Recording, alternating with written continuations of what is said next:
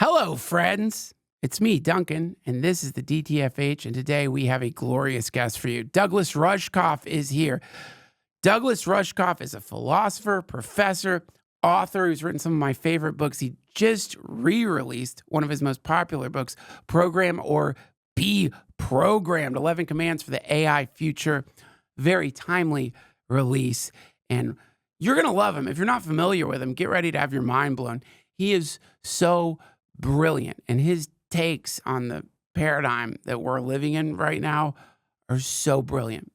So get ready. And you know what? Before you listen, do me a favor. Subscribe to his podcast, Team Human. It's fantastic, and especially if you enjoy our conversation. Again, his podcast is called Team Human, and why not, while you're at it, order his book, Program or Be Programmed, 11 Commands for the AI Future. Now, everybody, welcome back to the DTFH. Douglas Rushkoff.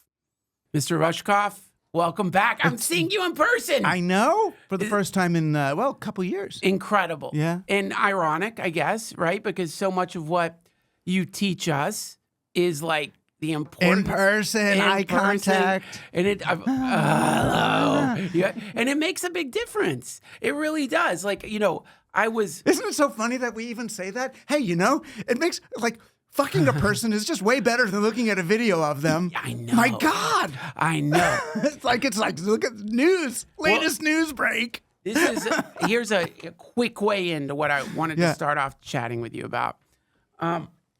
Because in my thinking about a lot of what you write about, and in my interactions with ChatGPT, a lot of them lately, my consideration of what exactly is going on here, there's this sort of shift that is happening from 3D space to 2D space, right? We live in right now we're in 3D. We're together. Yeah. There's time, space around us. And the moment that you go on a Zoom meeting, the moment you do a remote podcast, you are now in 2D space. You are now existing in a flat world, even though obviously you, on the other side of the camera, you have 3 dimensions in 3D.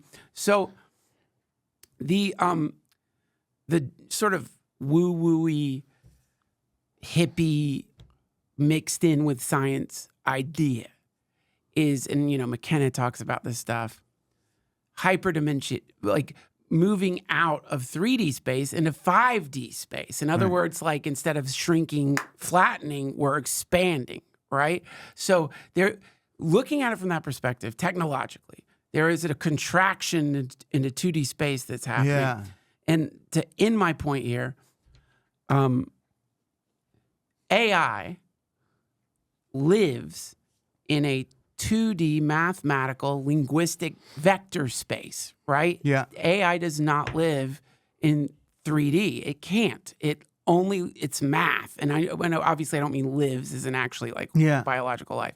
So because AI is a reflection of us, it's trained on all human data sets.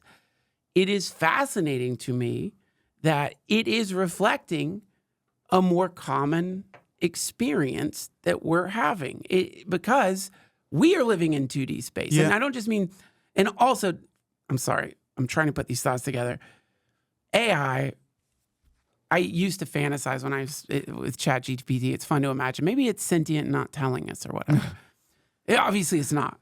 But what it is doing is it's finding these vectors between words and somehow slamming them together in a way that creates meaning when humans read it. This 3D to 2D thing is happening to us not just in Zoom calls. We are sort of, it seems like, going from an AGI into a non-AGI by compressing our reality into these symbol sets that are being shown to us via the algorithm. Right. And then repeating these symbol sets because the vectors between them match up. We're doing it instantaneously. Yeah. But what I'm saying is, what is happening instead of the expansion into the grand universe, the eternal one, the now, we're all of us seemingly being compressed consensually into 2D space, not just via technology, but philosophically. What are your thoughts on that? Well, that's what I've been trying to say for the last 35 years. Yes. Basically, is that. It's like there's a yes and no to it. Yes, that's what's happening. We are using AI and technology to flatten the human experience into one of data processing and sharing without any prana, right? Yes. It's the way that sort of digital wires and Wi-Fi and whatever can transmit data, but they can't transmit prana, right? There's a difference between the internet and the mycelial network. Can you define prana for folks who don't know what that means? Chi, like life energy, like the spiritual thing, woo-woo, sorry, but it's real, right? Yeah. When you're, it doesn't have to be psychedelic, but if you're lying in bed next to another human being, your nervous systems are co-processing reality together. It's That's right. different, That's right. even on a just plain old neurological level. So when these technologies came out, and from the beginning, for those of us who are playing with the net, we understood it as AI. It was. AI is just the first software running on this thing that we built. Of course, it was always AI. Google was trying to be AI. Facebook was trying. It's all been AI. But when we first were playing with it, our understanding was that these digital technologies could actually increase our dimensional experience of reality. Yes. Because now we could be non-local. We could be hypertext. We could have multiple instances of ourselves operating simultaneously. Yeah. That we were incarnate, but the net would let us do this thing on a symbolic level that was hyperspatial, hypertextual, asynchronous, all this weird-ass shit. But that was when it was human beings using technology to do this thing. Right. And what we did for various reasons, really in the 90s and late 90s, is instead we started to use the technology on the people. So instead of human beings increasing their dimensionality with these tools, we use the tools on people to decrease our dimensionality. Yeah, right. And what we've done then on a historical level, on a commercial level, is we're reverting to the mean. So all of the weirdness, this was going to be a weirdness catalyst. Right. And it's turned into a conformity catalyst. That's right. And we're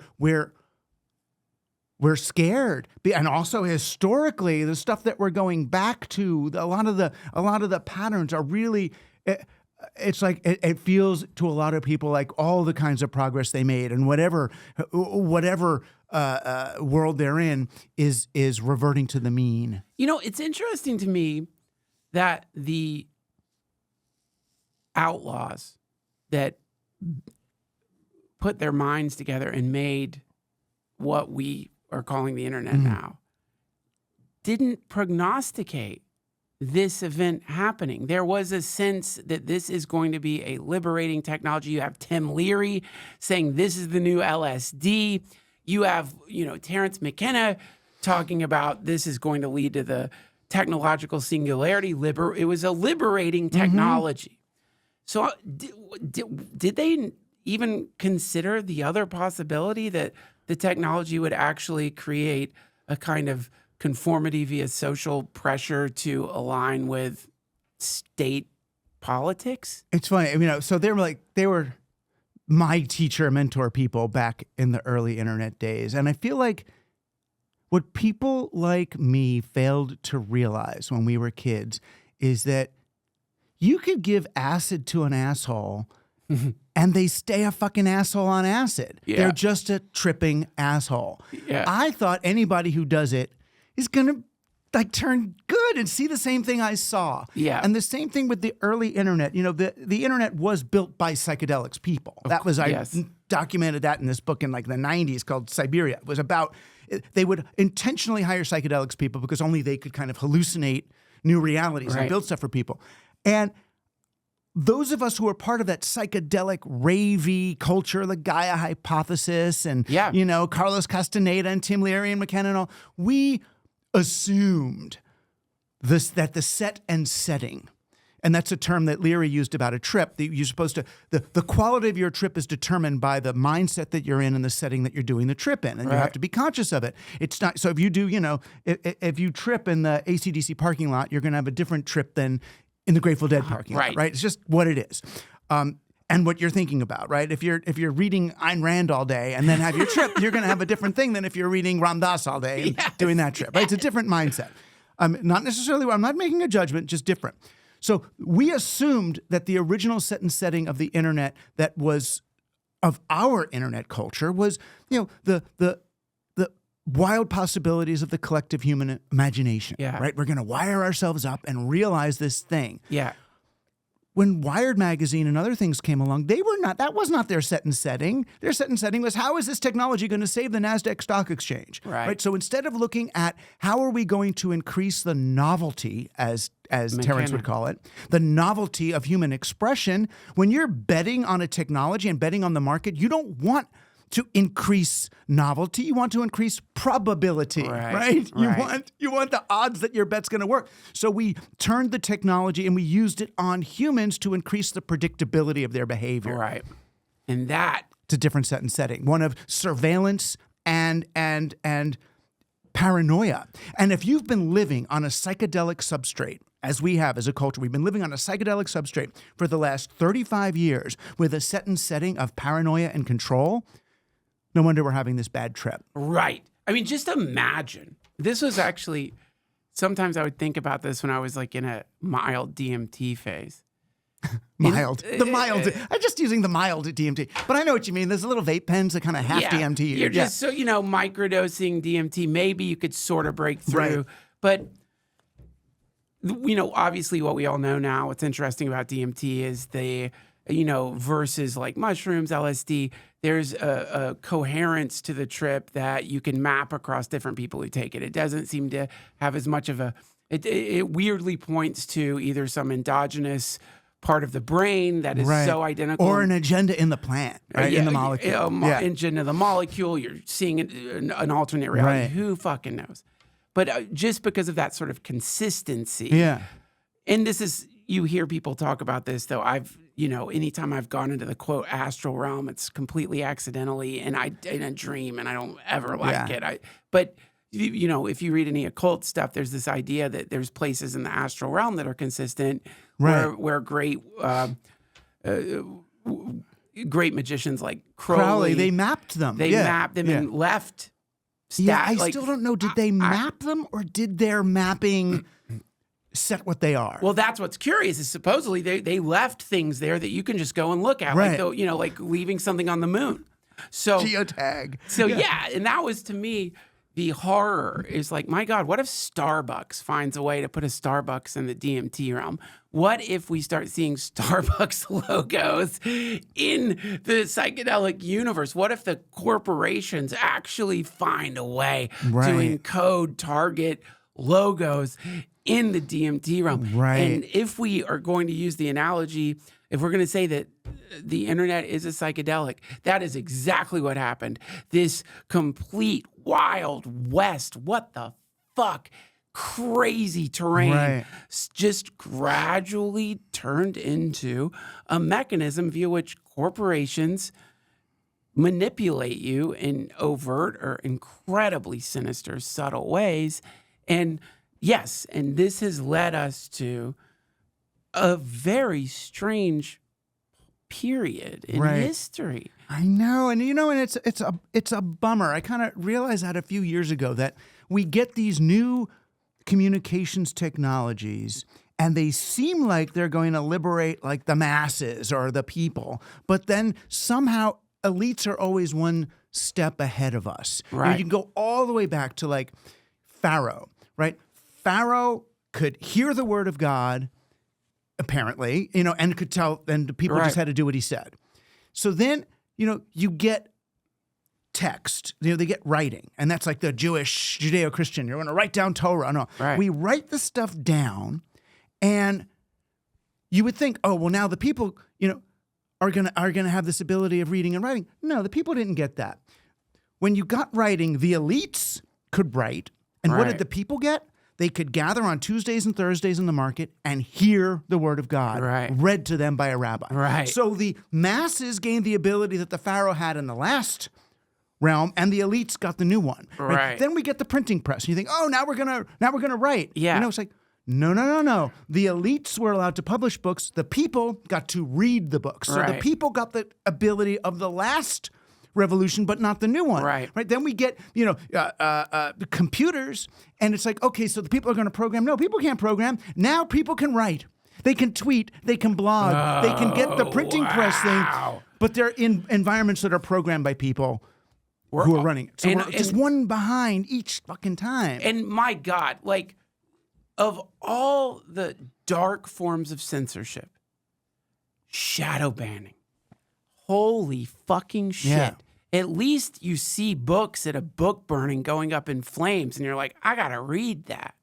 But the moment the algorithm identifies whatever it is you're putting out there as being potentially threatening to the paradigm that the corporation needs to exist for it to maximize its profit, and then that, it's not like you see the thing go up in flames. You just don't know it exists. And we had such easy ways of dealing with that legally. That was this thing people talk about called Section 230, which is in like the telecommunications law.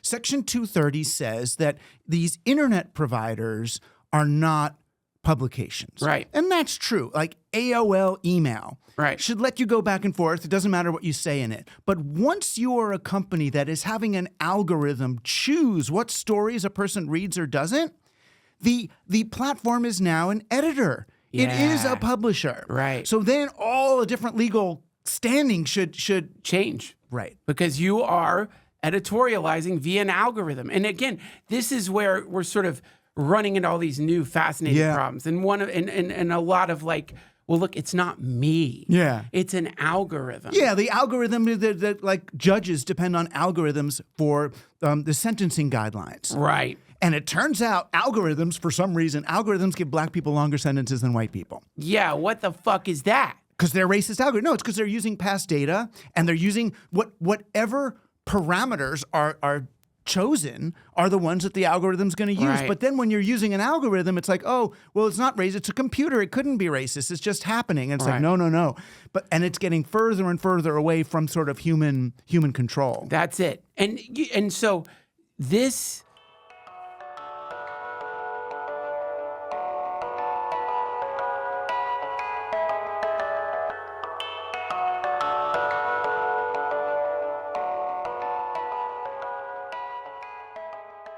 This episode of the DTFH has been brought to you by my friends at BetterHelp. It's Thanksgiving. There's some kind of enforced, you got to thank people around you thing happening right now. Never really liked that. Nobody wants to be forced to thank somebody. Makes you feel weird. But every once in a while, legitimate, spontaneous expressions of gratitude will come flying out of your mouth. And you'll notice when that happens, you feel great. But have you also noticed that this thing you call your body, perfectly metabolizing, cells being destroyed and regrown, air being turned in to oxygen, sent through your whole body instantaneously. Don't even get me started on your heart. It doesn't clock in or clock out. It's 24/7. It takes one bathroom break. You're dead. What about gratitude for that? What about gratitude for the incredible, perfect, beautiful, super harmonized miracle that is you? For some reason, we never give ourselves credit. You know why? Because somewhere down the line, you might not even remember it. You were taught you shouldn't be grateful for your own self. And you end up in some neurotic hell loop. By the way, this is just me. I don't know what your thing is. I'm talking about me. You know? You feel cheesy actually having any kind of sense of gratitude for yourself, your body, and all the things you did to get you where you are today. Sharon Salzberg used to talk about this. You forget to open the door for an old lady. As you're walking out, you see the door kind of go back onto her. You feel like a jerk. Doesn't matter if you've done a million other great things all day long. You're just going to remember the look on the old lady's face as the world failed her yet again. You don't remember the kind words for your friends. You don't remember helping your neighbor out. You just remember that poor old lady coming out of the pharmacy with her meds. Another disappointment in a long line of disappointments in her life. This is why we need therapy. And therapy has certainly helped me. And I'm pretty sure if you're thinking maybe I should go to therapy, you should. Just try it out. Give BetterHelp a try. It's entirely online, designed to be convenient, flexible, and suited to your schedule. You just fill out a brief questionnaire to get matched with a licensed therapist. You can switch therapists anytime for no additional charge. Let that gratitude flow with BetterHelp. Visit betterhelp.com/Duncan today to get 10% off your first month. That's BetterHelp, HELP.com/Duncan. Thank you, BetterHelp.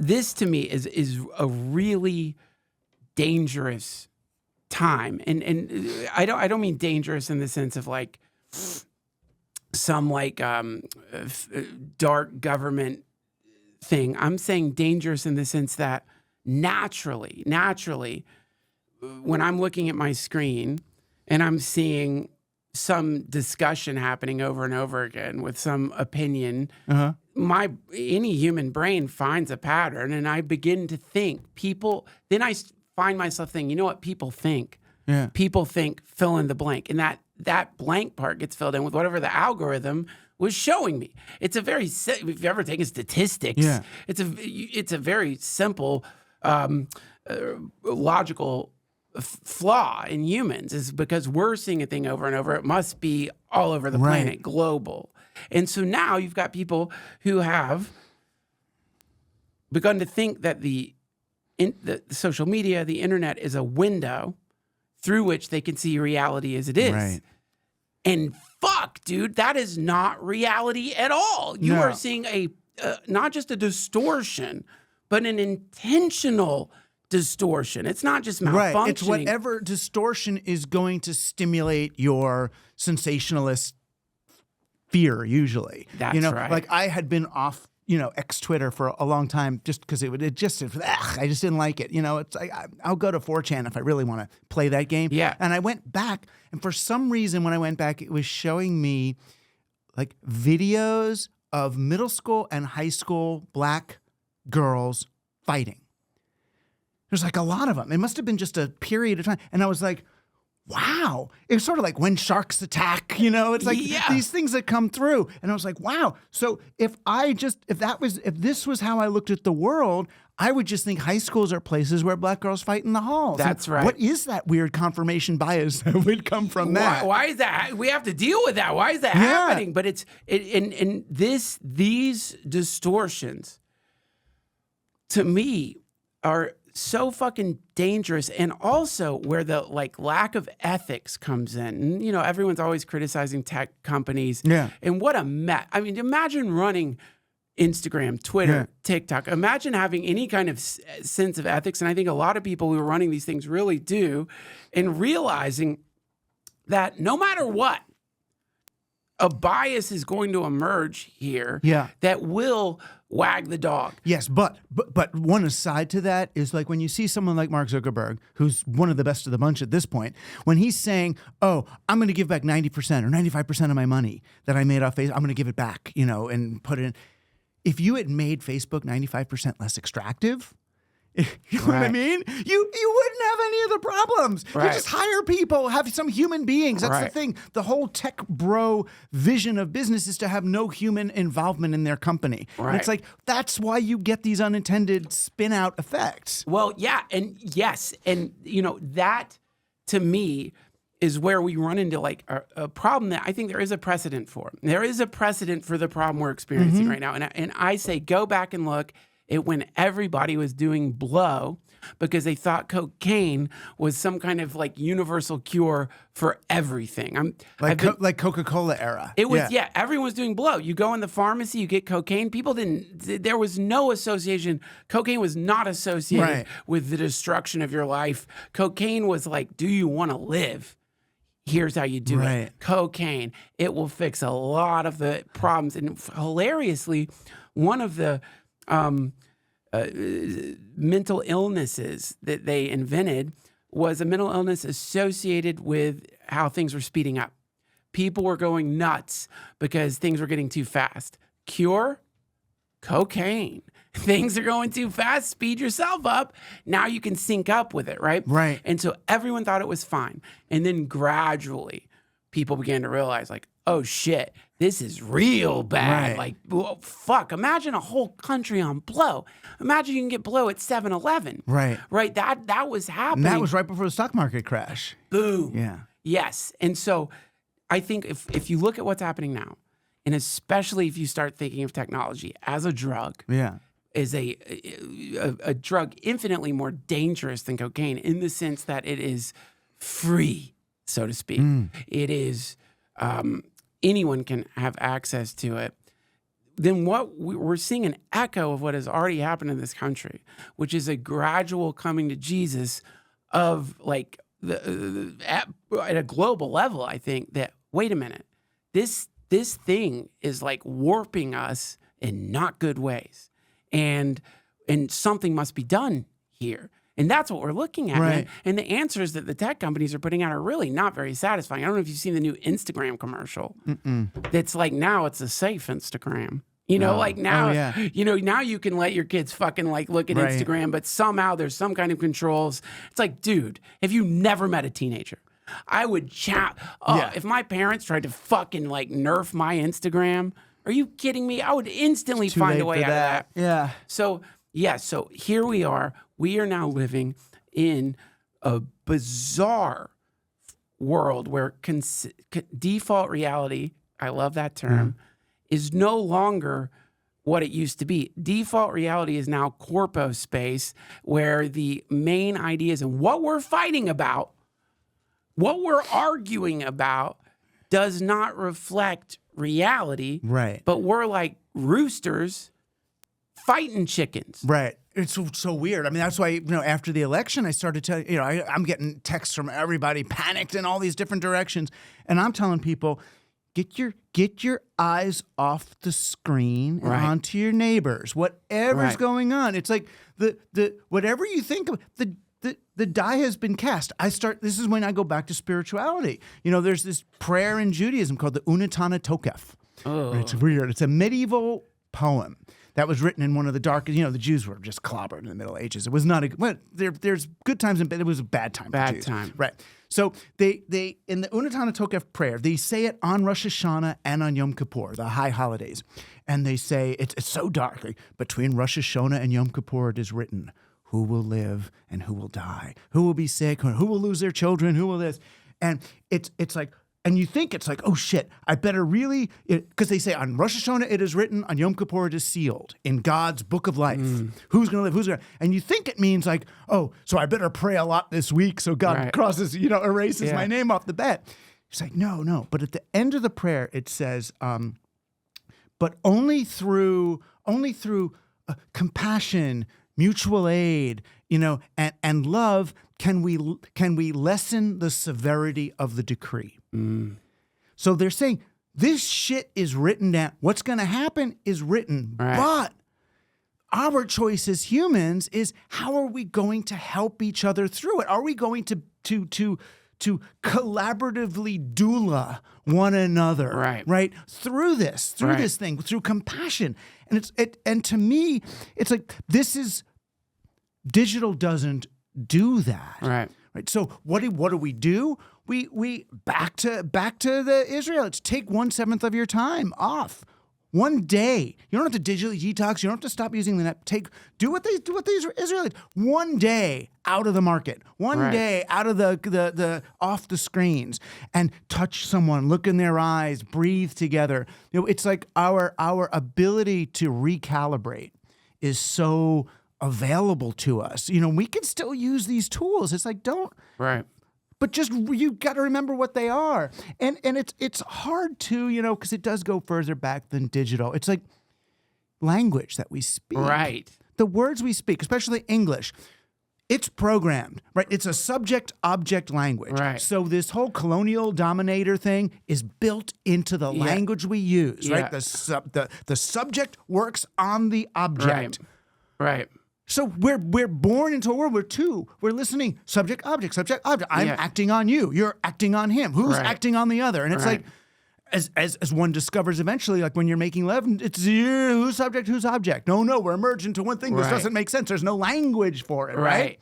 Right. So you transcend the linguistic program of Western nouns and verbs and move into this other space. Right. Same with digital. Of course it's fixed. And in some ways I don't blame it. It got taken over by capitalists. Its job is to extract value from us. But it's a tool. It's a tool. But if you understand that, then you can recalibrate in real life. You can start to breathe again. That's why so many people are taking mushrooms and going and doing yoga. Right. It's like a romantic resurgence. Well, wait. Okay. What are the steps though? Like when I think of, just like myself and my own internet addiction, my own proclivities online, or I think of like close friends, and I know like they're like glued to the screen right now, and I think one like positive here is I do feel like a lot of like phone addicts or whatever you want to call it, tech addicts, do recognize, are really starting to recognize that the technology is not improving their lives at all, is not improving their mental space at all, is not leading to any kind of really good outcomes in their interpersonal relationships. But I feel like all of us are a little sort of uncertain. I mean, I know you can go cold turkey, throw your phone away, get a flip phone or whatever, but what are some steps here? Some basic, like, here's how you could begin to sever the umbilicus connecting us to this bizarre corpo demiurge that's inflated a bullshit reality that we're all freaking out over. Yeah, it's funny because it's like 15 years ago I thought, that's what I'm going to do, is give people the steps that I wrote this book, this program or be programmed thing. And when it came out, people took it as like it became like the banner for the learn to code movement. It's like program or be programmed. Oh, let's learn programming. Go to code school. Let's do STEM education in the schools. I'm like, no. I didn't mean that. I meant understand the way our reality is being programmed, like more as a liberal art, be able to think critically about it. So, what I thought was the easiest first step was for people to recognize the biases of the technology, the affordances of it. Right. So something as simple as, like you were saying at the beginning, like digital technology doesn't live in time. Right. Digital technology is asynchronous. It's sitting there waiting. It's living in the ticks of the clock, where humans live in the space between the ticks, the duration of the second. Yeah. Right? So it's like everything on the internet is chess by mail. It's all asynchronous. It's going to sit and wait there. You don't have to catch up with it. Right. It's trying to catch up with you. So once you kind of realize that, it's all asynchronous. It's not. It's pretending it's always on, but it's actually not. Right. You send me a text message. It's not now. Fuck you. Unread is an insult. Right. Are you left me unread? Right. Why was that an insult? Right. Fuck you. Gotcha. It's like you want to step into my world, touch me, and then I'm there for you. Right. Hey, Doug. It's like, this is not. So it's that sort of stacked thing. Or looking at the biases of choice. Digital technologies, these platforms, they give you like these three choices. You want to do this or that. And it's like, what about none of the above? What about the in-between? Right. I'm not that or that. I'm in that mushy place in between, this sort of grid. Let me stop you here. I'd love for you to talk more about this, because I have seen this, and it's infuriating and confusing, but it's this sort of tyranny, this tyrannical binary, where like right now it's so black or white. It's so either you believe this and you're good, or you believe this and you're bad, or you don't believe this. There's no in between. That's because it's a binary landscape. That's digital. We were developing analog computers at one time, which we're all in that, more like a transistor reality where everything's a rheostat. I mean, there's no resistance in a digital world. It's on or off, right? There's no dimmer switch. Switches, right? baby. Exactly, switches, on, off, on. Yeah. So then when you're living in that world, you eventually start to see everything in terms of white or black, left or right, up or down. You know, it's just left and right. And that's not our world. But boy, it sure does spin out that way. There's that almost centrifugal, spin of it. And then you get, the rich and poor. It divides everything in that way. And again, you're not going to change digital to not be that way, but then you've got to start living your life in a way that's compensating for this extreme bias. If you're going to do this drug, you have to apply to the use of this drug the same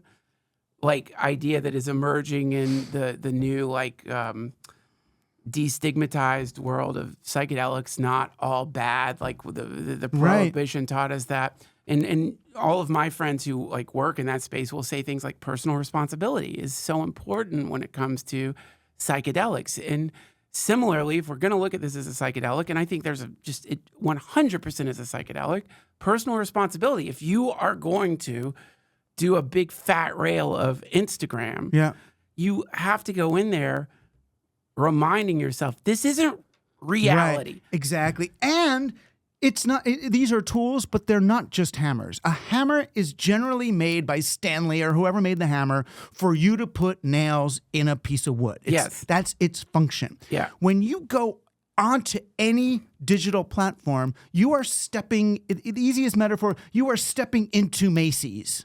Right. What does Macy's want? Macy's is designed to make you buy stuff. And they're going to use every technique, every way to make you feel bad or good or whatever it is to attract you to that pair of shoes or that hunting jacket or whatever it is that they want you to get. So when you're on any of them, Facebook, X, Twitter, Instagram, whatever, they're not there for you to, Instagram's not there for you to post photos. Right. Instagram's there to do something to you. Right? These are private spaces. These are little tiny feudal empires. They are not worlds. They are not social worlds. Right. And once it's fine. Kids learn to hack the function of a mall. Or as we did in the 70s, right? You go to the mall and you hang out with your friends. You smoke pot. You know where you go. Yeah. It's like you cannot buy shit in the mall and still have fun. Right? We learned to do that, but we understood we're in a mall and what the emphasis of this place is, and you're still going to get the slushie or whatever. You're going to spend a little something. Right. And eventually malls, remember when the malls would have rules like they would try to get teens out? Yes, it was a big problem. It was. We were the problem. Yes. I love it because we were having, and then rave was an extension of that. Really, rave was we were taking spaces like parking lots and places. Okay, sure, right. And throwing a party. Right, like showing in this wreckage, look what can happen. Right. Like a son of a psychedelic, exactly, beautiful, utopian, temporary autonomous zone. Zone. You bring a generator and some turntables, you do this thing until the cops come and shut it down. Right. We didn't realize how political that was. We just thought we're having a party. Right. That is very political. And that is the kind of politics I like. Right. You see, that to me, what you just described is the hope. And the hope is... It's in the interstitial. Yeah. It's the finding the weird space. And the net was that hope. Right. There was a military fucking platform for defense contractors and people to talk to each other and send nuclear codes and shit. And we squatted it. That's why my original email, I still have mediasquat.com. We were squatting the media to do weird shit, to talk about psychedelics and Star Trek and changing the world and the Gaia hypothesis and all the weird, wonderful stuff. This is so this thing that happens, and it happens all the time when you are around a person. It happens, this is what I love about podcasting. Something in the podcast, something in the conversation, something else comes into the room and that is completely out of the control of the individual in the conversation, but also out of the control of the state, out of the control of anyone who want to regulate novelty. You can't do it. It just shows up, and there it is. You might look into the difference between Newtonian physics and quantum physics, right? Like Newtonian physics, very strict regarding how things work. You go deep enough, shit's popping in and out of reality. What just happened? How does that even work? And that thing that happens can't really be controlled. You can sort of set the space for it. I mean, this is the magical ritual. This is the opening up of the possibility, but you can't. It's not going to, my favorite in the Chronicles of Narnia, one of the kids says, "Where's Aslan? I want to see Aslan." And the other kid says, "Aslan is not a tame lion." And this thing is not a tame lion. Right. It might come, it might not come. But most importantly, because of its impossibility to domesticate, it can't get owned by the algorithm, by politics, by anything. It transcends empires. That, to me, that thing, that should be the primary focus of anyone in the world right now interested in helping, is creating spaces where that can emerge regardless of the people in the space, regardless of the politics, regardless of the ideology, regardless of whatever it may it has be. to do with, it requires that participants learn to resist scale. Everything on the net happens kind of at scale, right? Total. It's like all audiences at once. The original net, you weren't on the whole net at the same time. You were in a Usenet group. Wow. You were in a Slashdot discussion. You were on the well, and you were reaching maybe 40 people, 80 people, 200 people, a community of 1,000 people, and you're engaging with them. When you're trying to reach everyone on Twitter at the same time, everyone in the world, you are fucked. Right, you now have to operate at scale, and in order to do that, you're going to have to become, you're going to have to become either. I mean, who really the first victims of it was like Charlie Sheen, right? Or Trump, or Musk to some extent. You're going to have to become a super troll in order to get the whole world listening to you, and it's not the place, or Oprah or something, and it's like, we don't need to all be that. Right. The beauty of podcasting, which is why it may kind of be the killer app of the internet in some ways. Yeah. It really is, especially for me, especially voice only, is it's vibrational. Right. More that they can watch us on YouTube and all that, and that's one experience, but when you're in their ears, when they're doing their chores or whatever, and they feel the vibration of you. Yeah. We're returned to an analog type feeling, a sensational nervous system. Our voices are in their bodies, vibrating them. And if you're not worried about the size of your audience, if you're happy to reach a couple hundred, couple thousand people instead of, 10, 100,000 million, whatever, you don't have to, not everyone should be Joe Rogan, much less can be Joe Rogan. Right. If you're happy with a few thousand people, You're doing it. You're finding the weird nook. That's the cranny. You have identified it. This is, oh my God, and it's so the opposite of AI. AI is the other side. So it's like, if the internet experience is bifurcating into two things, one is the particular weird analog-y fun of podcasting, and the other is AI, which is necessarily totalitarian, like taking all the data of the world and reverting us to the mean. Right. I'm going to go on the podcasting side for my experience, and I'll use the tool of the AI side to inform my podcast experience. Oh my God, you are shining a light on the Achilles heel of this digital demiurge, which is, oh my God, I just missed this completely. It's mind blowing. Fuck. Yes, because I'm someone who, like, if I'm in a conversation with someone and they seem, even slightly interesting to me, and like they want to be published or talk to people, I will always say, start a podcast. Right. And they will say, everyone has a podcast, or they'll say, no one will listen. And that self-censorship based on not being able to scale to the global level instantaneously is annihilating so many possible, like, philosophies, ideas, essentially novelty. It's the way you fucking stop novelty. Right. And people think, if I'm not making enough on Patreon to pay for my life, then my podcast isn't worth doing. Right. I'll tell you, fuck that. When the 2007 mortgage crash and stock market thing happened, and book advances and magazine rates and all that went down, it's like, fuck it. I got my PhD to become, and I have a day job as a professor of media studies at City University of New York, right? that's not shameful. No. So you're right. I can't Malcolm Gladwell myself into a townhouse in Manhattan, right? Because my books are only read, and it sounds like, and I refuse to be embarrassed. My books are only read by 40 or 50,000 people. My podcast is only listened to by the entire MetLife Stadium. And I'm going to be embarrassed of that? Right. The MetLife Stadium shows up 2 or 3 times a month to hear my little podcast. Not enough for the money.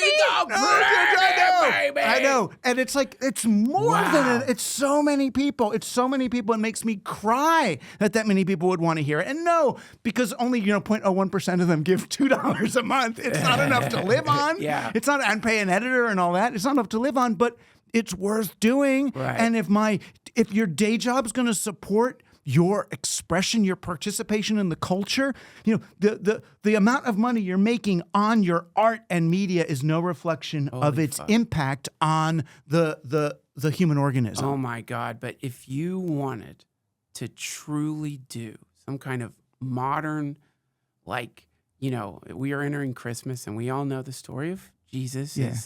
Who was that king? He was freaked. Herod. Yeah. Heard there was going to be some kind of Messiah or something, a prophet. And so he just starts killing all the babies. Yeah. Going all over the place, kills all the fucking babies because what a pussy. Yeah. Like, Jesus, how insecure are you? You were going to do a pogrom on infants because you're afraid some future king by the time you're old is going to fuck you up? Madness. But if you look at what you just described is a great way to kill a lot of babies, which is make it so that people don't even try because they can't reach a global scale instantaneously. And if they just have a few hundred listeners, they feel like failures. Right. What you've done there is you have squelched all new voices. You've squelched everything. You've commodified conversation. Right. It is the perfect form of censorship in the modern age.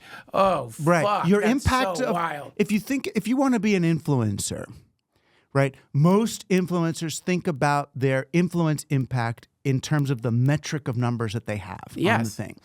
What if you are an influencer operating in the style of an acupuncturist? Right. What if you reached 3 people? Yeah. But you you fucking rocked their world. You've changed the way they move through the universe. Yeah. That's infinite, baby. That's the whole thing. That's infinite. It is. This is, I keep thinking about, I had to, and I still use that language.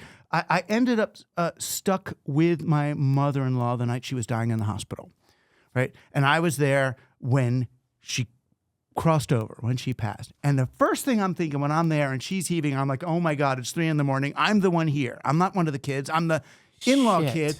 First thing I think is, why the fuck am I the one who's stuck here doing this? And then I could feel that she could feel me there. And I was realizing I'm now experiencing the greatest privilege of being a human being is to be the one who's helping someone cross over in the most profound thing.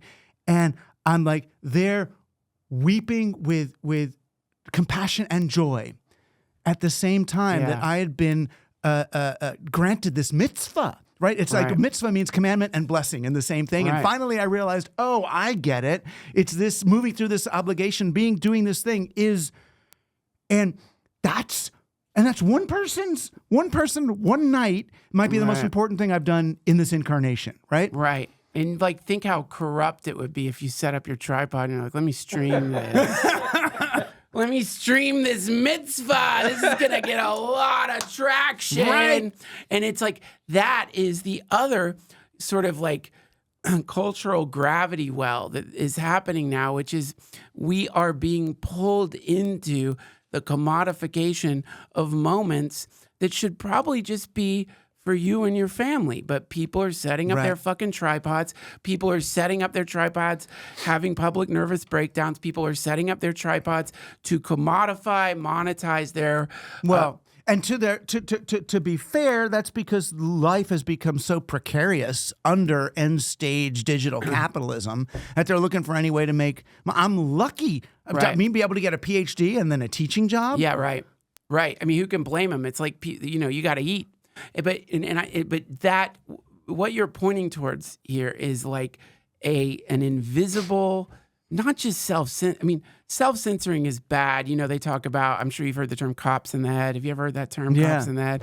Cops in the head is bad. You over-police a neighborhood, and then you don't even have to over-police it anymore because people just think cops are everywhere, right? So that's bad. So if we are, doing digital sharecropping, we're existing in one of these like Macy's or whatever, and we've set up our little booth or whatever, and there's an ambiguous set of rules regarding how we're to conduct ourselves, because if you see some of your peers get kicked out of Macy's, and they're like, I don't even know what happened. They just said I couldn't do it anymore. And you're like, but wait, or you're like, you're experiencing a strike or a shadow banning, and you reach out and like, what did I do? Tell me the rules, and they won't tell you. So what you do in that, what you've created there is not just self-censorship, but a kind of weird paranoia regarding saying anything at all. And you begin to look at what the algorithm is serving up to people. What are they saying? Right. Okay, well, I'll say that. And now you've not just self-censored, you've gotten people to actually rewrite what they were going to say to fit into some ambiguous thing that they imagine will make you go global, will get you the most views. And now you have completely subverted the way philosophies grow, the way every good thing grows into the world is freedom of... I bet the most algorithmically optimized YouTube content is probably videos on how to optimize your content for the algorithm. What? Right? Well, I mean...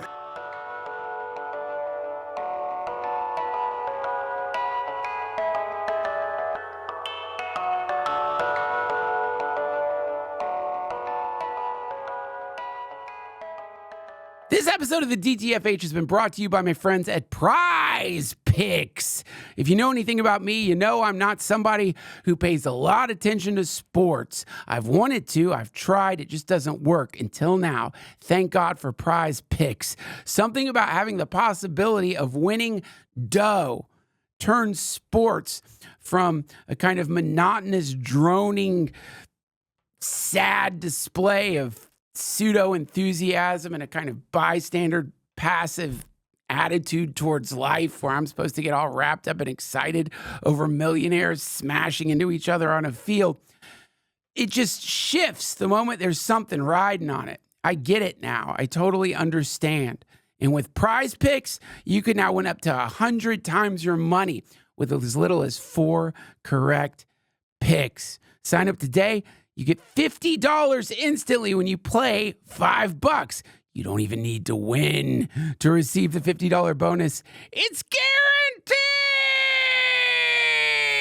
guaranteed! And let me tell you something, friends.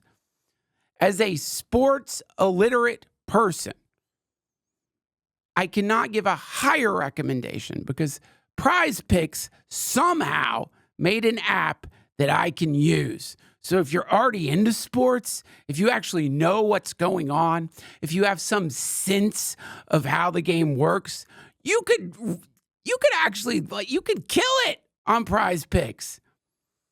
Download the app today and use code DTFH to get $50 instantly after you play your first $5 lineup. Again, download the app today, use code DTFH to get $50 instantly after you play your first $5 lineup. Prize Picks. Run your game. Run that game with Prize Picks!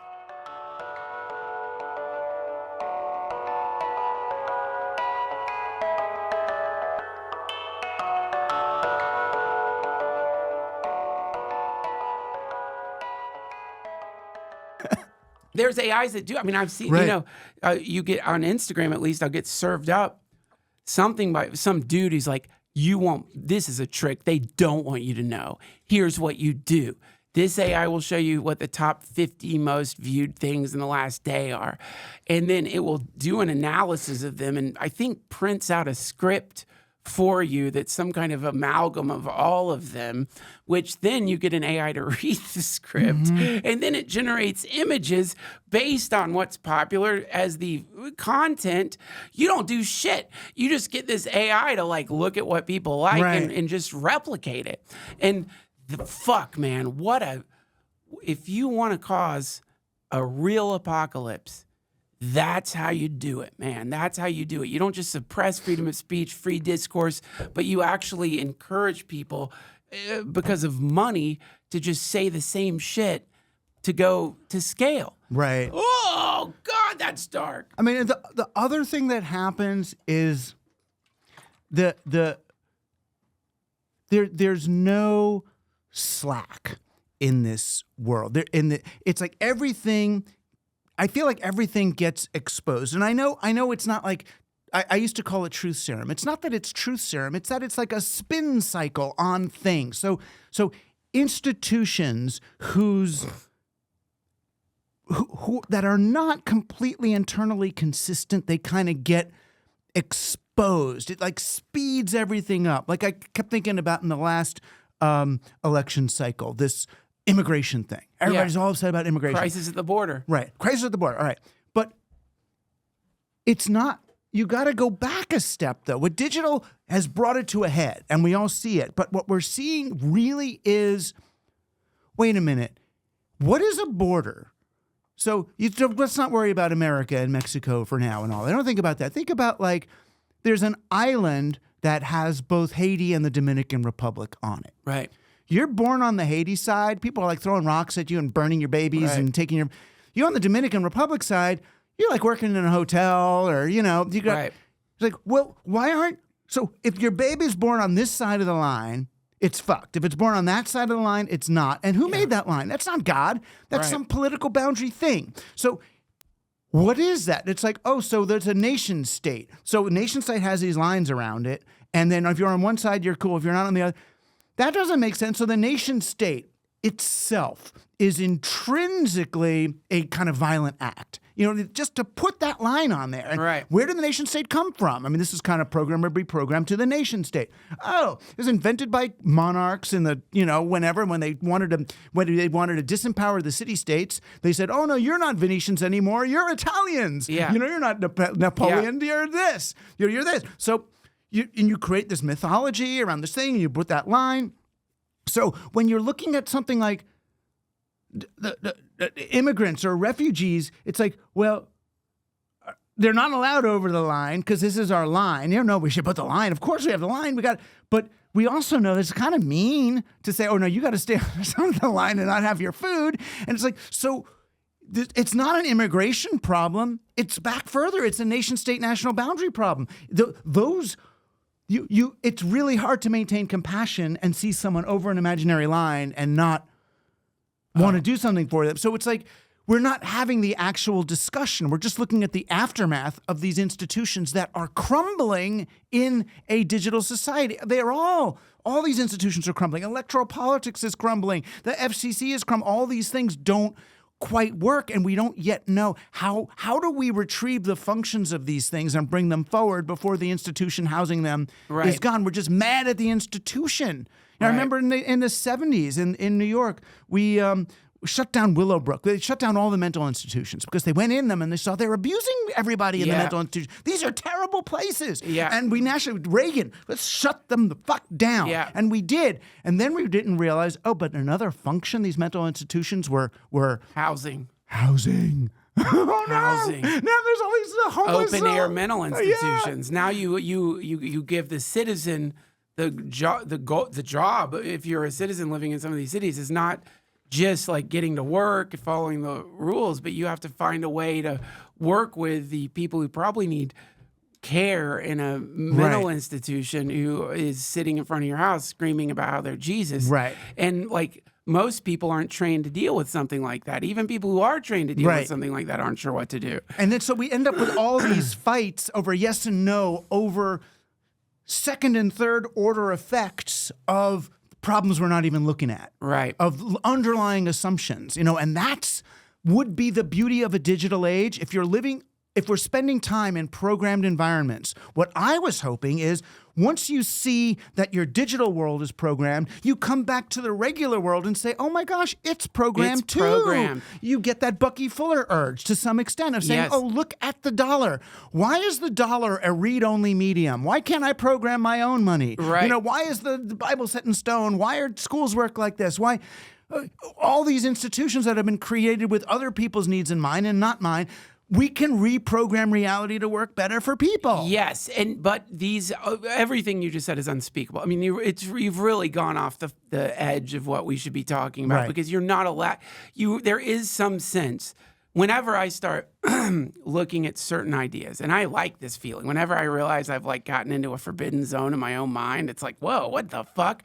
And you know, a few of them for me are number one, the consideration of I'm born into a system, right? I, as far as I'm aware, depending on what paradigm you want to subscribe to, I wasn't like, put me in late stage capitalism in the United States. I'm just born into the United States. Exactly. It's naturalized. So you're born here. And then the moment you're born, you're given a lot of ideas regarding what borders are, boundaries are. This is our house. That's the neighbor's house. Don't go in the neighbor's yard. That's the neighbor's yard. Don't do that. And so so you're taught all of these. I know. Remember that feeling when the ball goes over there? Oh, shit. Oh, motherfucker. The ball's in the neighbor's yard. What the fuck? What the fuck? And like, I can see in the way that I like when I'm on a walk with my kids and my children just naturally on their scooters are like, that's a good driveway to like scooter down. I can see and boiling up in me like, oh, hey, that is an off limits driveway. We must respect our neighbors or it's their property. Some girl was walking her dog and went right up my driveway as I was sitting in my car chatting with my wife and threw dog shit into my trash can. And the amount. I don't like that. Oh, but I would say that the amount of anger that I felt considering how minor. You thought it was disproportionate to the offense? Like I'm Mussolini. You know what I mean? I have become like pure fascism. I'm like, arrest that girl! How dare she throw a dog shit into my stinky trash can? Oh, this was my property! Yeah. Like, but this is programmed in us. And I'm not saying it's all wrong. We ourselves need boundaries. You don't want a crisis at the border in your fucking cells. You're gonna die. Your cell needs to let certain things in and I'm not saying boundaries are wrong. I'm just saying the exploration of the way the systems are running, giving yourself the compassion, being self-compassionate, and allowing yourself to realize you didn't choose this system. You were born into this system, and these days, especially, questioning the atomic level of the system seems to be somewhat forbidden via the question. But you have to. That's and that's at the end of this, the new version of this book, I came up with these kind of 4 interventions because I was getting really pissed off in the sort of political and activist, and I mean I kind of hang out more with the sort of progressive lefty activist kind of people, and they're always saying. Boo! I'm just kidding. I'm just kidding. I'm trying to feed the fire. On my socials. I'm in the more Burning Man-y climate change kind of people. There's a lot of questioning regarding my politics right now. Whatever. I'm just trying to feed that fire. That's good. So then what they do is they say, how do we get people to ... How do we get people to care more about the climate? How do we get people to get more politically active? How do we get people to... And it's like, once you're saying, how do we get people to... You're on the wrong track. Right. You're manipulating people. That's the 20th century advertising television influence. You're instrumentalizing human beings. Right. So then what I wanted to do is come up with how can we even begin to talk about this in a less manipulative way? So I came up with these kind of 4 interventions that I think we can do. The first one is what we're talking about, and I got to come up with an easier way of saying it, but it's denaturalized power. So you help people recognize that the way things are is not necessarily. Don't accept these as given. Like I was on with Jake Tapper Okay, cool. You remember him? He's still there on CNN doing this thing about AI, one of these interviews. And, because I've written some negative things about AI, but every day I feel differently about AI. Some days I'm like, it's fine. Some days I'm like, it's going to destroy us all. So this was one of the days I was like, I really don't give a shit about AI. Yeah. This is the wrong day to get that interview. So he keeps asking me these questions, trying to get me to say something bad, right? And I'm just like, well, it's not that strong. It's not that powerful. It's not that whatever. And then finally he says, well, what about the unemployment problem? And then I said, well, what about the unemployment solution? And he's like, huh? And I go, honestly, I don't want a job.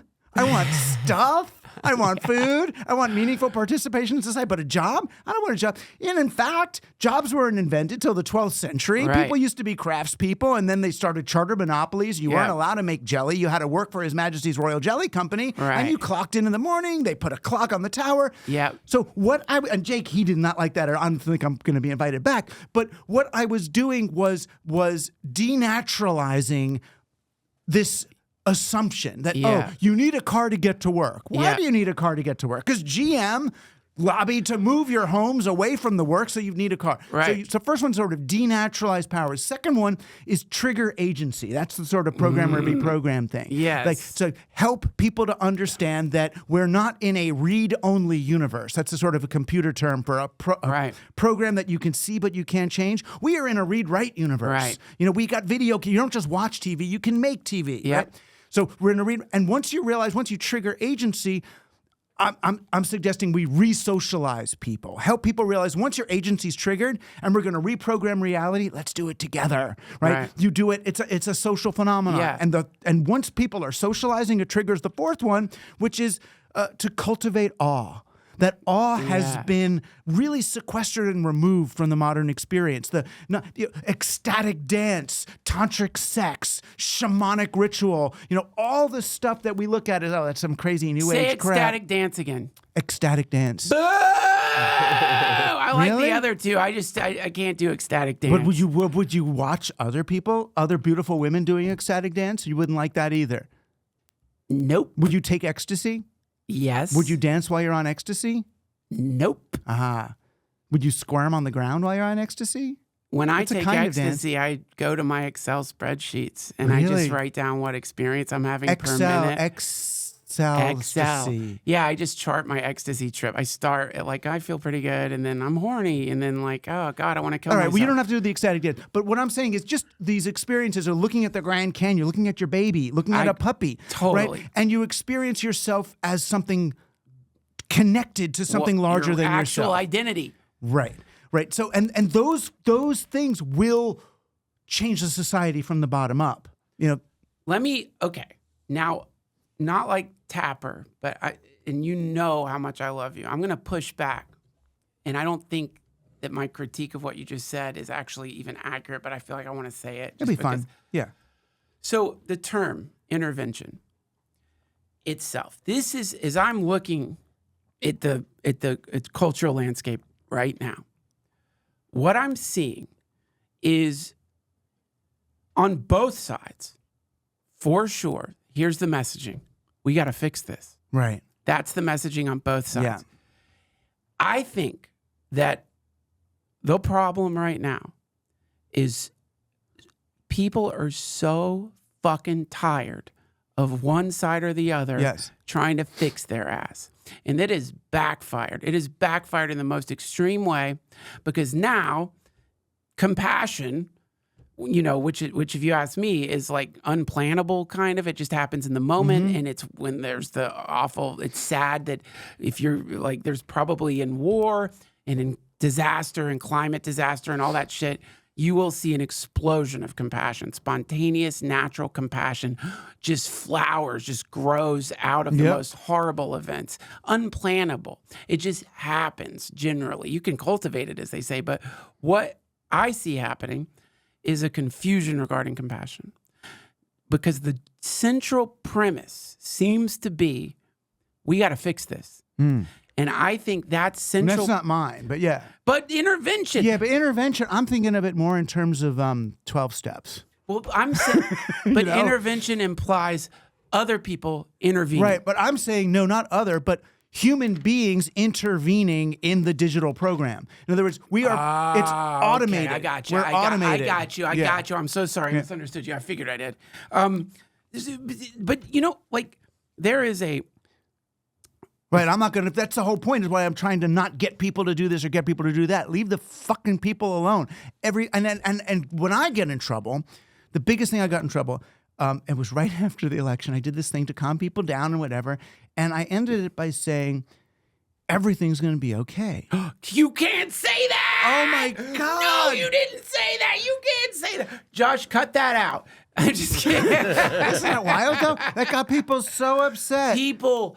hate it when you We're say having that. a bad trip. What do you tell people when they're having a bad trip? Everything is as it should be. That's not true. The government's monitoring my thoughts. They've implanted nanobots into my mind, man. And it's going to be okay. No, the nanobot says this to me is a really in Buddhism, if you really want to get fucking deflated regarding your hope of what enlightenment might be or the powers you'll get or all of the stuff that could come.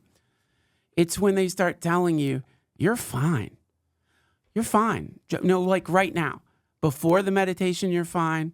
During the meditation, you're fine. That's what Krishnamurti says. That's what the friggin' Dalai Lama says. When people come up, oh, no, I didn't. And he goes, nothing to fix. You're good just the way you are. Exactly. It's great. And everyone talks to him about a problem, and he always flips. I love when someone said, don't you hate spirituality in America? It's like have you heard the name, spiritual, we're living in a spiritual shopping mall. And Dalai Lama goes, that sounds great. Like a spiritual you could just go into any store and get the spirituality you want. Yeah. I'm telling you, man, this is what was the part of this is the empowering part. What did you call it? The trigger agency. Trigger agency. The beginning of triggering that agency, I think, starts at the subjective level with realizing you're fine. Well, you got to get people, the internet doesn't communicate to people that they're fine. No. So for people to get fine, and this is easy, anybody listening, anybody whatever, if you don't feel fine, stand up, put your feet on the ground. Put your feet on the ground, like a foot or two apart. Your body doesn't know it's safe because we lived in trees and we're all until you put your feet on the ground. Right. And then breathe in through your nose and out through your mouth. And try to do it. If you can tolerate it, do that twice. Well, let me and you're gonna feel so much better. But I want to. This is something I've identified in me. Yeah. I start feeling bored when I'm fine, and I feel like this is sort of the byproduct. This is the radiation poisoning of the tech, which is that we have now connected the feeling of being okay with boredom, because everything that you look at, if you just want to everyone listening or watching, the next time you're on Instagram, just begin to notice anything that is trying to fix you, other people, the world, themselves, right. And you will realize that the rush, the part of the rush seems to be if we can maintain a state of constant nervousness, anxiety, and neurosis, we won't be bored. Oh, it is wild. But I feel like Instagram and the internet do this thing that I do for myself when I'm meditating, which is distract and agitate myself. Yes. I sit there.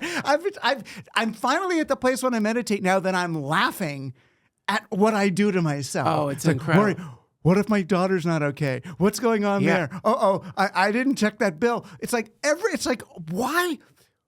It's 10 minutes. It's all going to be there when I'm done, right? Yeah. 20 minutes left. It's all going to be there. It's like, wow.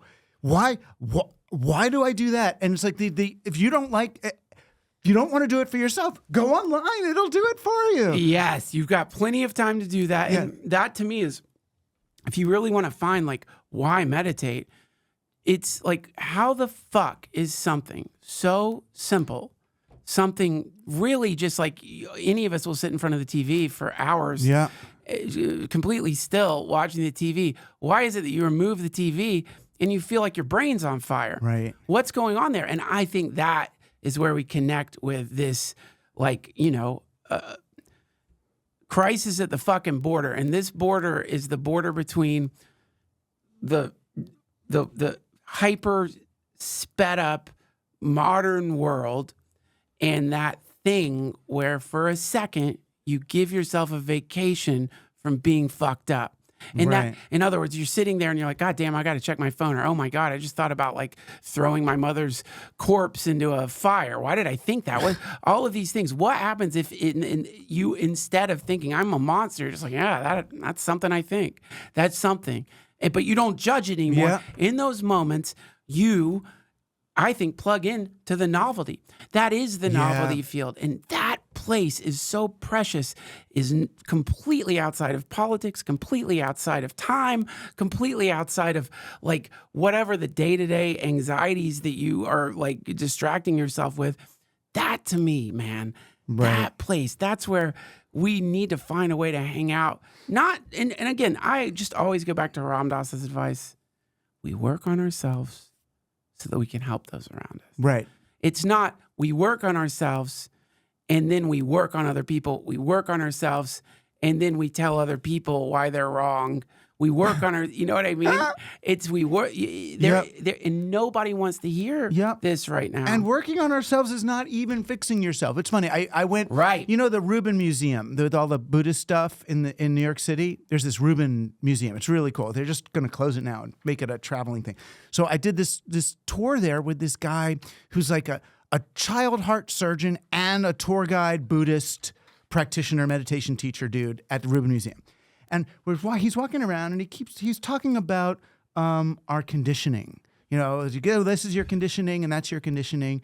And he teaches meditation. So I was like, well, so dude, how do I get rid of my conditioning? And he said, oh, you don't get rid of your conditioning. No, you don't even try. It's there. That's there forever. But you can change your relationship to it. Yes. And I was like, oh, you mean I don't have to fix that? No. I don't. And he goes, no, it's like, it's in. And once I realized that, it's like, oh, that makes it so much better. I'm just this little fucked up person, but I don't have to act fucked up all the time. There you go.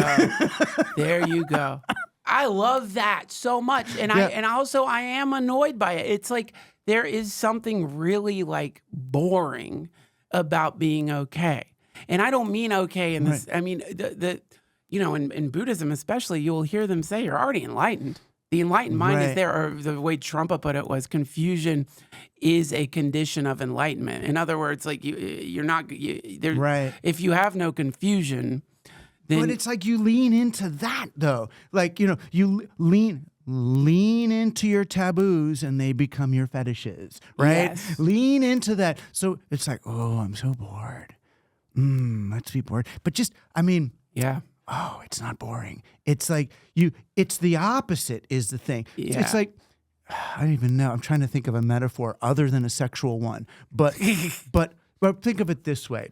When you get aroused sexually, it's actually a process of relaxation that gets you aroused, right? When that's the way the erection works, is not something clenching, it's something letting go.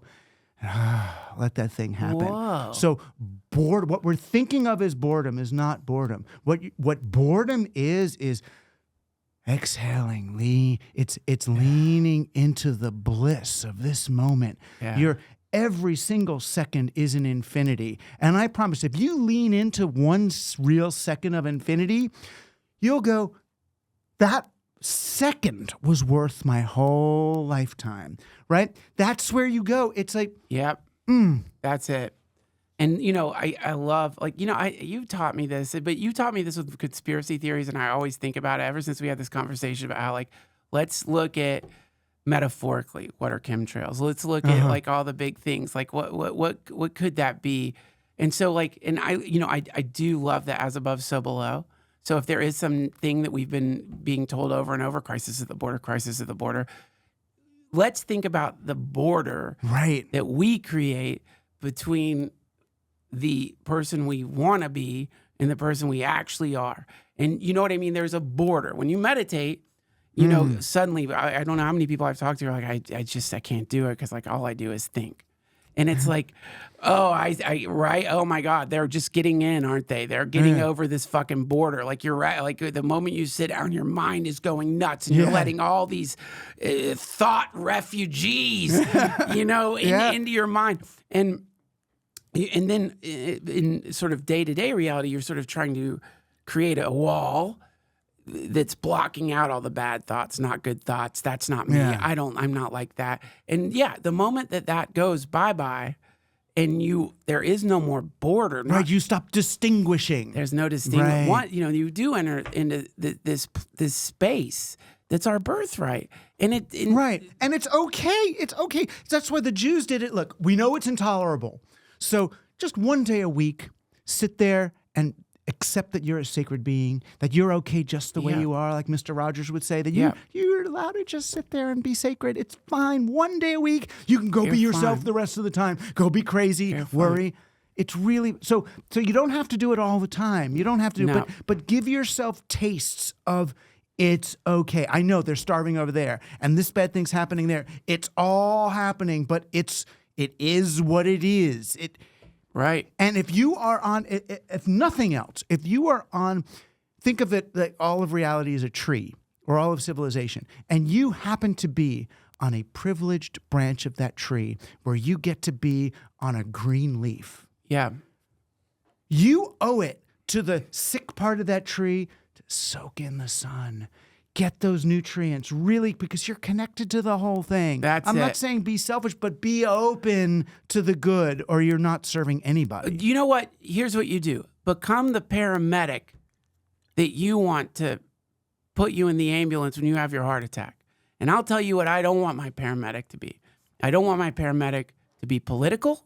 I don't want my paramedic to be fucking freaked out. I don't want my paramedic to be more scared than I am. I don't want my paramedic to be like, Jesus fucking Christ, man, you had a heart attack. The ice caps are fucking melting. I want my paramedic to be centered in the moment and completely just doing exactly their next right thing. Right. That's what I want them to be. And if you have any, and I think it's a wonderful thing, and I think it's fucked up that these terms are being co-opted by the state right now, but if you have a legitimate human desire to help, which is a good thing, doesn't mean you're woke, go broke. It doesn't mean you're whatever. I'm saying this is in us. And you want to cultivate that because it's fucking incredible when you get a chance to help somebody. The training has to be right now. If you can't figure out a way to be okay, then how the fuck in a crisis situation, when at last you can be the hero, are you going to execute that in the most efficient way? If you can't do it when there isn't anything on fire around you, there isn't someone who's like holding their guts in.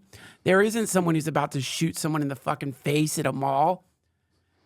Like, if you can't do that just sitting in your own house, that means that when the thing emerges, you are not going to be able to fully help the way you are saying you want to help. And it has to be okay even when it's not okay. That's right. I'm saying, it's even when it's not. The bird's holding in his guts, and he's going to die, and it's going to be okay. I would refer you to that guy on the train. It haunts me. There's a guy on some train.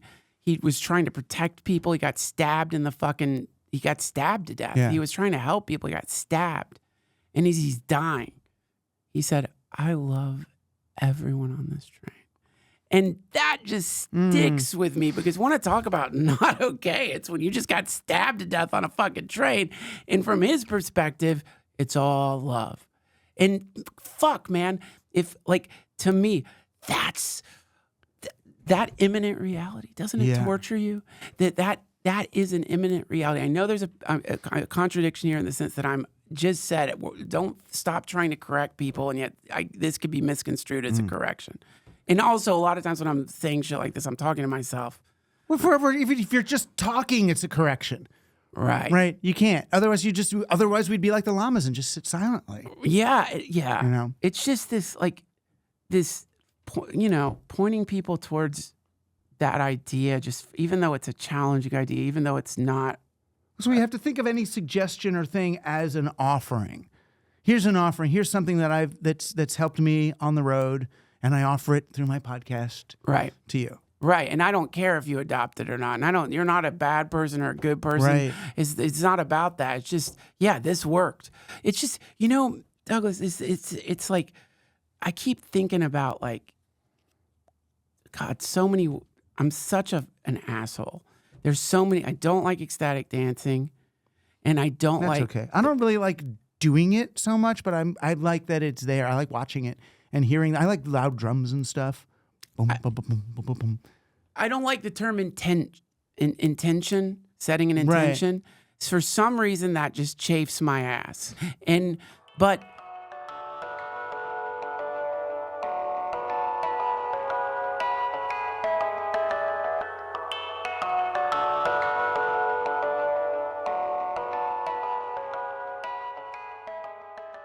this episode of the DTFH has been brought to you by my dear friends at Squarespace. And yeah, sure, I could go on and on about the benefits of Squarespace. I could tell you about how they are now using artificial intelligence to help you build an incredible website in a third of the time. It's insane. And I know you're thinking, oh, they sponsor you. Of course you're going to say that. No, you must check it out. Their design intelligence function is the most mind-blowing. You've heard me rambling about AI so much, but to actually experience what this means in the real world, to see how AI can relieve you of the least fun parts of building a website, speed things up, and get you closer to building the website you wanted to build to troll your friend so you don't have to spend hours doing it. Your mind will be blown. And I could say all of these things, but just take a look at this. You pull up my website. Are you kidding? That's a Squarespace website. That is a Squarespace website. I got my dates. I got my podcasts. Great art. It's the best. And I sometimes go in there and I adjust it. And it's easy. If I want to make a change, let's pull up the shop. What the heck? Look at this. Shop. Easy to update. Anytime there's a new beautiful shirt, boom, it goes right there. And the main thing is it's easy. I can barely use the remote control anymore. And I can easily use Squarespace. But Squarespace isn't just for building websites. You want to do an email campaign? They will help you create a beautiful email campaign instead of an email campaign that makes people think they are getting involved in a phishing scam. Not only that, but they have scheduling. You can add Acuity scheduling to your Squarespace website to accept client bookings. They provide everything you need to manage appointments, accept payments, and send automatic reminders and more. They do everything. You have to check it out. They're an ever-evolving Swiss Army knife of web design, social media, connectivity tools, and they never fail to blow my mind. But don't believe me, just go to squarespace.com/Duncan. You can try it out for free. And when you're ready to launch, use offer code Duncan. You'll get 10% off your first order of a website or a domain. Again, it's squarespace.com/Duncan. Take it for a spin. When you're ready to launch, use offer code Duncan. You'll get 10% off your first order of a website or a domain. Thank you, Squarespace.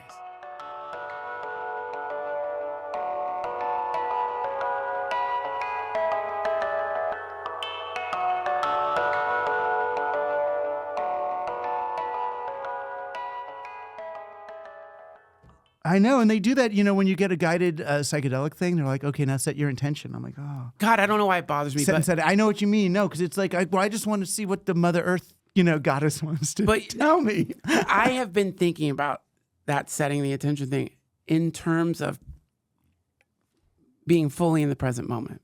And I've been thinking a lot about how the general sort of activist move is organizing, right? Organize, plan for the future, have a step-by-step sort of plan to get the world to the next whatever, right? And there's a lot of future thinking. Right. Also, I think there's a lot of past thinking, right? And so like the messaging in this election was, we're not going back or we're going to make America great. It was either thinking about the past or thinking about the future. Right. I didn't hear very much about this moment right now. Yeah. And so if you were, and I understand why we must plan. I'm not saying don't plan anything, but how often I am in my planning mind, how often I'm thinking not just about the next day, but the next minute. While I'm in the midst of zipping up my backpack, I'm thinking about, well, I've got to text Douglas, I've got to get him his car. Or while I'm like looking for my keys, I'm thinking about like where I need to drive. But the point is like, I'm constantly lost in some future reality. Yeah. And the intention thing, I'm starting to get it. Because it's like, what happens if you put the past and the future on as an offering? It's a burnt offering. You incinerate it. Now it's gone. Right. All there is right now. But just add to it this simple intent. I'm going to help. Yeah. Whoa. Have you noticed that is, whenever I do that, it's like, like magic. It is, that is magic, right? And it is funny because like the future is hype. The past is spin. Yeah. Yeah. And the present is reality. Right. You know, and I do get the feeling, and then this is what gets me in the most trouble, but what the heck? I'll get in trouble. I'm old, whatever. I'm keeping my money. You know, I'll live off what I got. And I'll get Social Security someday. So fuck all y'all. What I get in the most trouble is when I suggest that the 20th century seems to be about those organizing marches, you know, whether it, you know, Martin Luther King or Mussolini or Gandhi. It's like we follow a leader on this journey, eyes on the prize, ends justifies the means toward winning, toward the thing. Yeah. And it's like, that's so linear. It's so cause and effect. Right. We're going to do this now for that later. Right. And it's like, what about if you focus entirely on the way in which we are doing this now? Right. You know, the be here now. Back to Ramdas. It's like, if you're actually here, what's required of you, what's incumbent upon you becomes so self-evident. Right. In the moment that you're in. That's it. That. There isn't that, and that's goes back to everything's fine, because if you notice, like, if you just sort of look out at the world, and it sucks that the way we are getting the teachings is via like fucking massive, insane catastrophes. Yeah. But if you look at like Asheville, and you see the people who are coming out to help, you look at Spain, people just helping just get the fucking water off the streets. I don't know what the politics of Spain are. I kind of understand the politics of Asheville, but I'm pretty sure the people who are like boots on the ground citizens, not FEMA, sadly. We all know the story where they were like actually denying aid to people who had Trump signs in their fucking yard. That is not a conspiracy. Oh, really? That's true? Oh, it's so dark. But I'm saying boots on the ground, non-government intervention. Nobody, when they're giving sandwiches to people, is like, who are you voting for? After their house just got washed down and that thing that seems to be built into us, which is if you just are wanting to help, it's immediately right there. Here's how you do it. It is. And it's not lofty usually. I think that's why people don't like it. Yeah. It's real simple. Sometimes people just need like warmer clothes. Right. But then the trick is, if we are continually bailing out our neighbors out of floods and hailstorms and all these things that seem unprecedented, is there a point at which we say, hey, there's been a lot more of this stuff lately. Might we need to look at something? Hey, cross that bridge when we come to it. Right. And no one wants to hear that. I mean, I remember hearing Ramdas talking about like the story of when he met the person who brought him to Neem Karoli Baba. He's walking through India with this dude who kind of looks like Jesus. And Ramdas is spinning his stories, you know, all this fancy stuff to this guy. And the guy would say to him, just be here right now. Don't worry about those stories. Or he'd be like, my feet hurt.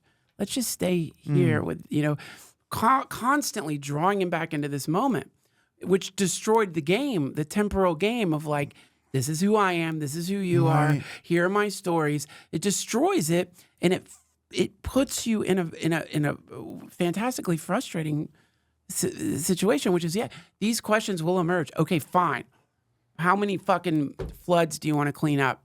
Is this where we're going to get our spiritual teaching? Is just by fucking like just catastrophe. Is that where we're at right now? We must regulate. We must impose. We must intervene. We must. And it's like, what happens if we just for a second stop all that bullshit? Well, because then if we do, we will be in such a better position to do whatever the thing we need to do collectively.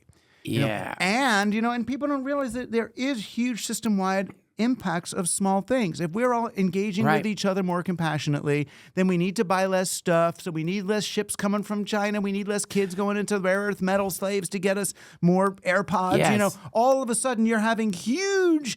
You're reducing your impact on so much. If you don't need to drive to work because you're helping your neighbor instead, and if you've created a local economy, then you're polluting less and getting less lithium out of the ground. It's like it's not rocket science. That's what no one likes about it.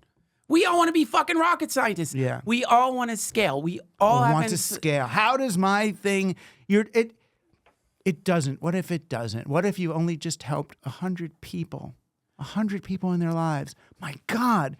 The school teacher, the good school teacher who teaches for 20 years, has 30 kids, has changed the lives of 600 human beings. Yeah. Yeah, that's it. Fuck. And and the other thing is this messianic fucking egregore that is inside all of us. And I never connected it to scaling, but it's clearly that's what's happened. It really leaves out all of the things that led to the past world changers. Like, we all know who Martin Luther King is. What about, no one's ever going to hear about his neighbor who said something incredible to him that set him on his path. Right. No one's ever going to hear about Buddha's great-grandmother. No one's ever going to hear about, probably someone like Jesus was Jesus was fixing their cabinet, assuming he's a carpenter. Right, or whatever Essene whispered something into Jesus' ears when he's out in the desert. No, those people get no credit. Everybody wants to be the Jesus. Everybody wants to be the Buddha. And that can't work. How does that work? You can't have a planet of Jesuses. You need not just for Jesus to work, you need a Judas. And for all we know, Jesus wasn't actually the Jesus, and Buddha may not have been the Buddha. It could have been the friggin' Vimalakirti over on the left. Who the fuck knows? Who knows? It doesn't matter, because that's in the past, and now here we are, and that's it. This is it. Yeah. This is, as far as we're aware, the very. You want to talk about high tech? Doesn't get higher tech than right now. Yeah. This is it. We are at the crest of the wave of time space, at least where we're stuck in it. And what else do you need? It's like, and I just discovered something about my daughter, which is so cool. She loves surfing videos. I just accidentally landed on a surfing video, and she is just so cute. She's like, wow. And I'm thinking oh my God, if this is blowing my mind, watching some dude gracefully navigating a massive, terrifying wave that would definitely drown me. What's it like for a 1-year-old? What the fuck is happening here? This dude, it's crazy. And but I'm watching the surfer, I'm seeing someone fully in the moment. Right. Because they have to be. That surfer, I'm pretty sure, isn't planning anything. No, and they're not, it's a great metaphor because the way the digital person or the scientist understands the ocean is as this series of latitude and longitude lines, right? They put a grid on top of it. Yeah. You're right here at that intersection. And I don't like the word intersectionality for that very reason. It's a Cartesian coordinate grid that you put on your race, your identity, your this. But the cartographer puts the grid. The surfer doesn't care about the grid. The surfer's in the actual ocean of the waves. That's it. That's it. Those waves don't see that grid. No. And for sure they'd fucking wipe out if they were putting grids, if they had some AR headset on that was mapping heat signatures and where the crest of the wave, and I don't know surfer terms, but to me, this is what it seems to boil down to is we are all it. Yeah. That's what we used to say about the net. We used to call it surfing the net. because that's the metaphor. That was the way we understood. That's it. And within, like, your waves are always the same and always different.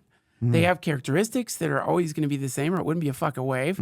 But they're always going to require some different thing between waves. And if we are trying to surf on fucking waves that aren't even waves, they've been invented for us by the goddamn algorithm telling us this is the social landscape. And the way we're trying to surf on the goddamn waves is some sort of bizarre, I don't know what you would call it, fascist. This is how you surf. Right. No adjustments. You must surf the way the other wave was surfed that seemed to be like the one we're in. Right. You're fucked. Right. Abandoning everything, really letting it all go. This is what's happening right now. Right. And that's it. Melting into the novelty. Melting into the novelty. Melting into the novelty. And that, so all that being said, are we fucked? Maybe, how fucked but are we? I would say yes, and it's going to be okay. What do we do? And I mean, I've been accused of playing in the orchestra on the deck of the Titanic.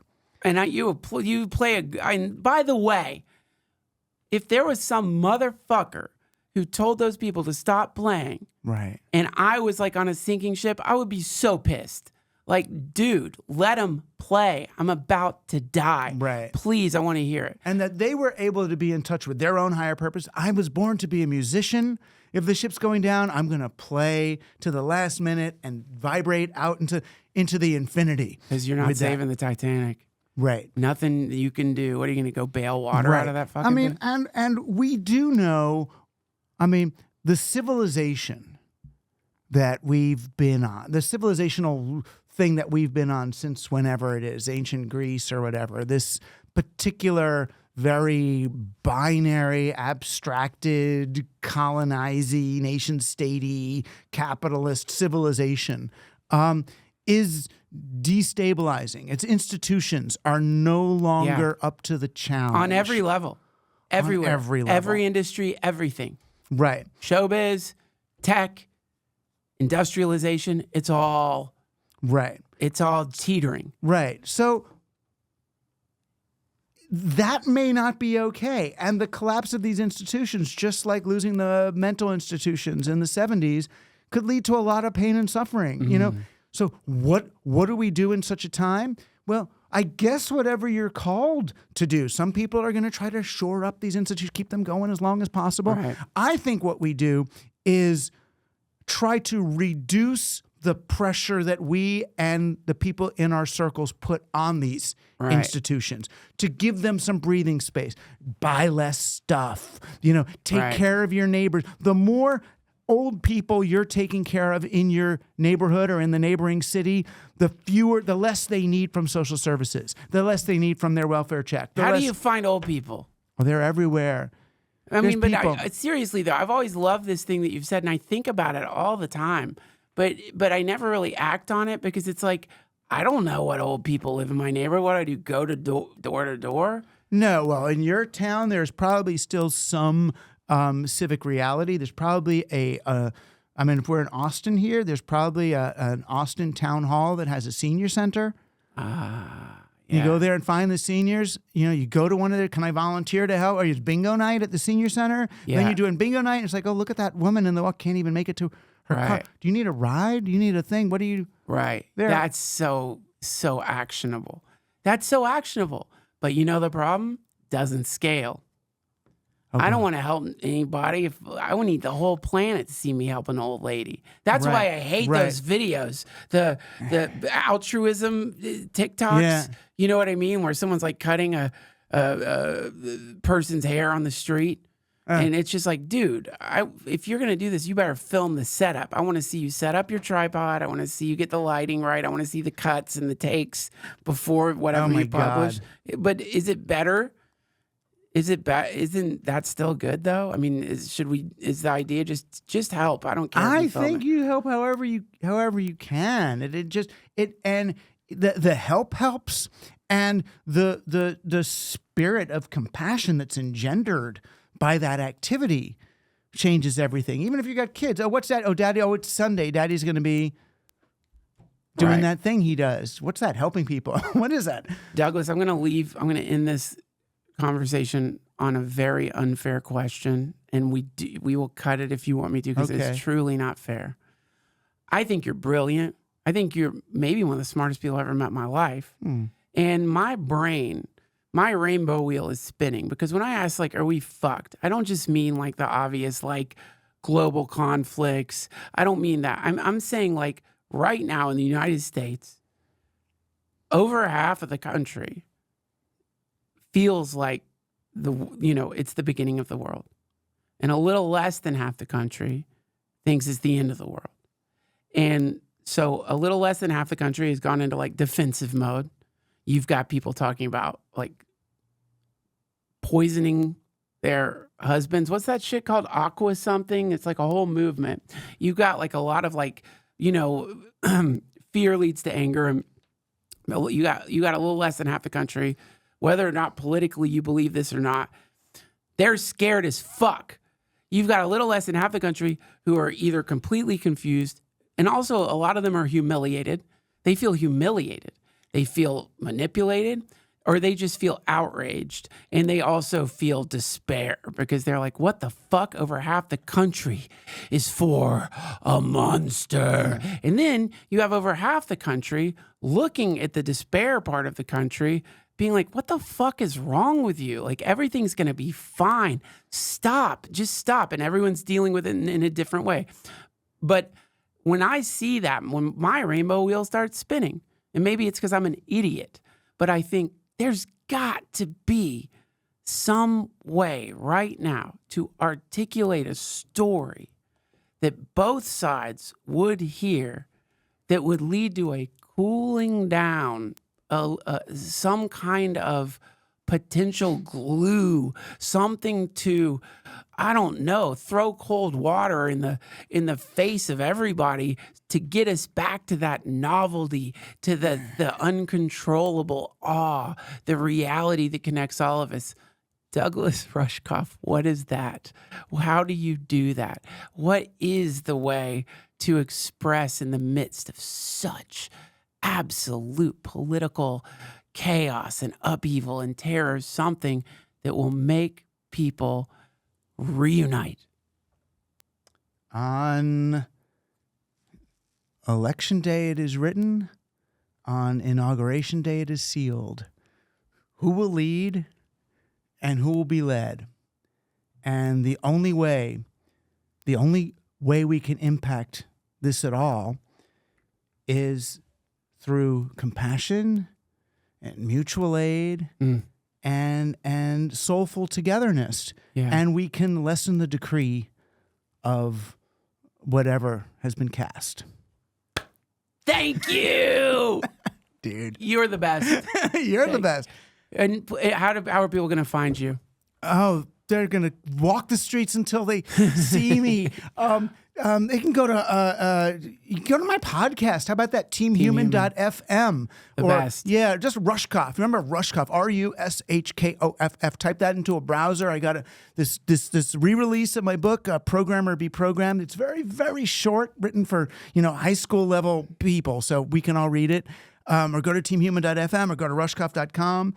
Come to New York. I'm there. Cool. I'll see you soon. I can't wait. I got to make it back out to New York. You're the best. Thank you so much. Love you. Love you. Bye. That was awesome. That was Douglas Rushkoff, everybody. Don't forget to order his book, Program or Be Programmed, 11 Commands for the AI Future. Subscribe to his podcast, Team Human. And thank you all so much for watching or listening. I love you. I'll see you next week.